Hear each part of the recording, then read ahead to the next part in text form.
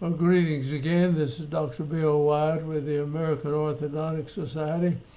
And there's some questions come up about how to use elastics and some of the ways that we shift the jaw.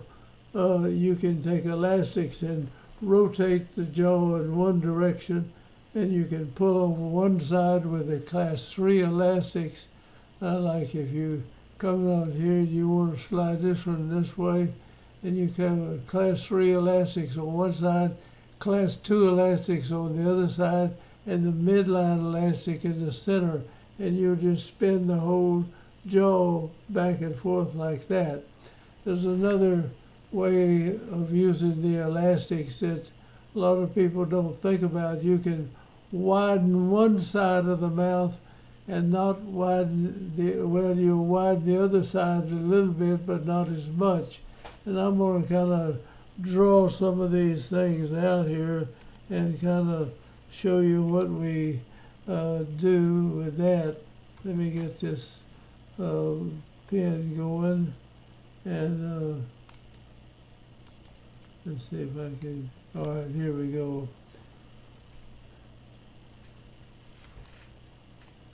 I'm going to try to get a feel. Now, upper molars, and this may be,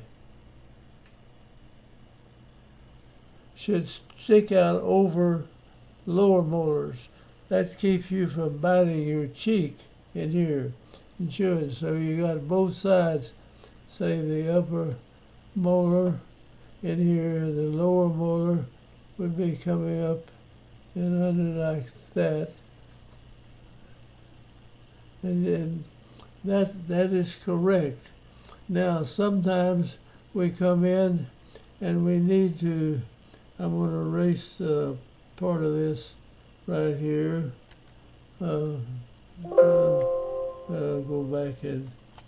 All right. Sometimes you have an upper molar that's meeting correctly on one side, and the other side, the upper molar, is opposite. The lower molar might be coming out this way. In other words, it's wider than the upper molar, and you want to bring this molar out, and you don't want to mess up this on this side over here. So you're interested in expanding this tooth out in this direction. So you hook an elastic on this side, come underneath, and hook it on this. So your rubber band would be going like that. Now that way you're going to push the lower jaw over here, and you will mess up this side.